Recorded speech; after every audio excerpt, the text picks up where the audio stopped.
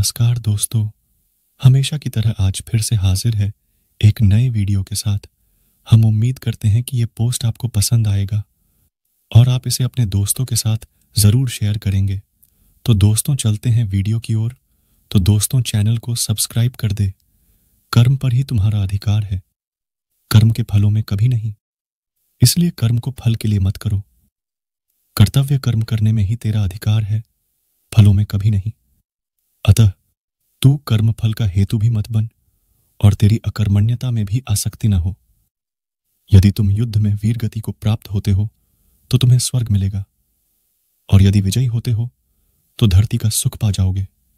इसलिए उठो हे कौन्तेय और निश्चय करके युद्ध करो।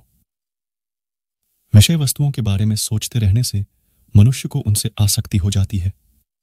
इससे उनमें कामना यानी इच्छा पैदा होती है, और कामनाओं में विघ्न आने से क्रोध की उत्पत्ति होती है। इसलिए कोशिश करें कि विषयाशक्ति से दूर रहते हुए कर्म में लीन रहा जाए। क्रोध से मनुष्य की मति बुद्धिद मारी जाती है, यानी मूढ़ हो जाती है, कुंद हो जाती है। इससे स्मृति भ्रमित हो जाती है। स्मृति भ्रम हो जाने से मनुष्य की बुद्धि नष्ट हो जाती है, और बुद्धि का नाश हो जाने पर मनुष्य खुद अपना ही का नाश कर बैठता है। श्रेष्ठ पुरुष जो जो आचरण यानी जो जो काम करते हैं, दूसरे मनुष्य भी वैसा ही आचरण वैसा ही काम करते हैं। श्रेष्ठ पुरुष जो प्रमाण या उदाहरण प्रस्तुत करते हैं, समस्त मानव समुदाय उसी का अनुसरण करने लग जाते हैं। आत्मा को न शस्त्र काट सकते हैं, न आग उसे जला सकती है, न पानी उसे भिगो सकता है, न हवा उसे सुखा सकती है। यहां श्री कृष्ण ने आत्मा के अजर अमर और शाश्वत होने की बात की है। हे भारत, जब जब धर्म की ग्लानि हानि यानी उसका क्षय होता है और अधर्म में वृद्धि होती है, तब तब मैं श्री कृष्ण धर्म के अभ्युत्थान के लिए स्वयं की रचना करता हूं, अर्थात अवतार लेता हूं। सीधे साधे सरल पुरुषों के कल्याण के लिए और दुष्कर्मियों के विनाश के लिए, धर्म की स्थापना के लिए मैं युगों युगों से प्रत्येक युग में जन्म लेता आया हूं। श्रद्धा रखने वाले मनुष्य, अपनी इंद्रियों पर संयम रखने वाले मनुष्य साधन पारायण हो अपनी तत्परता से ज्ञान प्राप्त करते हैं। फिर ज्ञान मिल जाने पर जल्द ही परम शांति को प्राप्त होते हैं। सभी धर्मों को त्याग कर, अर्थात हर आश्रय को त्याग कर केवल मेरी शरण में आओ। मैं तुम्हें सभी पापों से मुक्ति दिला दूंगा, इसलिए शोक मत करो। बात उस वक्त की है जब भगवान श्री कृष्ण और श्री राधा जी एक वन में खेल रहे थे। भगवान श्री कृष्ण और राधा जी दोनों वहां पर अकेले थे। इस बीच श्री कृष्ण जी ने राधा जी को एक बरगद के पेड़ के पीछे ले जाकर उनकी आंखों को अपनी पीतांबर से बांधकर उनको वहीं पर खड़े रहने को कहा, और वहां से थोड़ी दूर पर एक कदम के वृक्ष के नीचे जाकर श्री राधा जी के लिए एक उपहार तैयार करने लगे। कुछ पल ऐसे व्यतीत हुआ और थोड़ा विलंब होने लगा तो राधा जी बरगद के वृक्ष के पीछे से आवाज लगाई कि वो अब थोड़ी भी देर नहीं खड़ी हो सकती, और बोली कि मेरी आंखें दर्द कर रही है।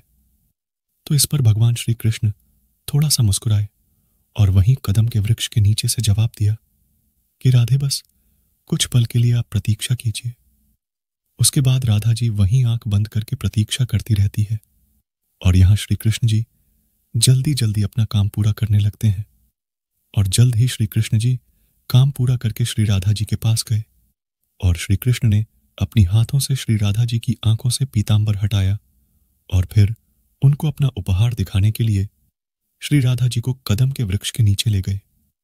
वहां पर पहुंचकर राधा जी वो खूबसूरत उपहार देखकर बहुत प्रसन्न हुई। श्री राधा जी ने जब देखा, एक विशाल फूलों से सजा हुआ झूला देखा, तो वो एक छोटी बच्ची की भांति हंसते हुए उस झूले से जा लिपटी। भगवान श्री कृष्ण ने बड़ी लगन से ये उपहार श्री राधे के लिए तैयार किया था। फिर राधा जी उस झूले पर बैठकर श्री कृष्ण जी से बोलती है, कान्हा पीछे से थोड़ा झूले को धक्का लगा दो। फिर श्री कृष्ण प्रसन्न मन से झूले को पीछे से धक्का लगाने लगते हैं, और श्री कृष्ण जी ने इस प्रकार झूले को यमुना जी के तट पर बनाया था कि जितनी बार श्री कृष्ण जी झूले को धक्का लगाते हैं और राधा जी जब आगे की ओर जाती या पीछे की ओर आती, तो राधा जी कोमल चरण, यमुना जी निर्मल लहरों को छूटे हुए निकल जाती। ऐसे ही कुछ वक्त चलता रहा। फिर अचानक से श्री राधा जी की नजर उस झूले में लगी एक श्वेत फूल पर जा पड़ी और उस पुष्प को देखते ही श्री राधा जी बहुत अधिक प्रसन्न होकर श्री कृष्ण जी से कहती है कि हे कान्हा, ये पुष्प तो हमारे व्रज में तो नहीं है, तो आप इस पुष्प को कहां से लेकर आए? इस बात भगवान श्री कृष्ण मुस्कुराते हुए बोले कि मैं ये त्रेतायुग से लाया था। त्रेतायुग? ये सुनकर राधा जी को आश्चर्य हुआ और फिर पूछी कि त्रेतायुग से कैसे? फिर श्री कृष्ण जी ने झूला रोककर और राधा जी के बगल में जाकर बैठ गए और फिर श्री कृष्ण प्रेम के आंसू अपने आंखों में लिए राधा जी को बताते हैं कि हाँ, राधे त्रेतायुग से लाया हूं। जब मैंने पहली बार तुम्हें देखा था तो तुम पुष्प वाटिका में थी। पहली बार तुम्हें देखते ही राधे मुझे तुम्हें उसी पल एक अपने हाथों से बनाया हुआ पुष्प से निर्मित झूला देने को मन किया, परंतु उस समय मैं रामावतार में था और मर्यादा पुरुषोत्तम होने की वजह से अपनी वो प्यारी सी इच्छा पूरी न कर सका। लेकिन मैंने आज के इसी खूबसूरत दिन के लिए उस वक्त कुछ श्वेत पुष्प अपने पास संभाल कर रख लिए थे और आज जब समय आया तो मैंने अपनी वर्षों की इच्छा पूरी कर तुम्हें यह प्यारा सा उपहार देना चाहा और मेरी यह इच्छा पूरी भी हुई। यह सुनकर राधा जी की आंखें कहुशी के मारे नम हो गई और उन्होंने श्री कृष्ण जी के कोमल हाथों चूम लिया। उसके बाद भगवान श्री कृष्ण और श्री राधा जी दोनों एक साथ झूले पर बैठकर झूले का आनंद लेने लगे। मित्रों, कैसा लगा आपको हमारा यह वीडियो? अच्छा लगा हो हमें जरूर बताएं और अपने दोस्तों के साथ भी शेयर करें। हम आपको बहुमूल्य जानकारियां उपलब्ध कराने के लिए समर्पित है। हम अपने इस कार्य में उनके समर्थन और सुझाव की अपेक्षा करते हैं ताकि हमारा यह प्रयास और बेहतर हो सके। मित्रों, आज बस इतना ही। मिलते हैं फिर एक नए वीडियो के साथ। तब तक के लिए धन्यवाद। जय श्री कृष्ण।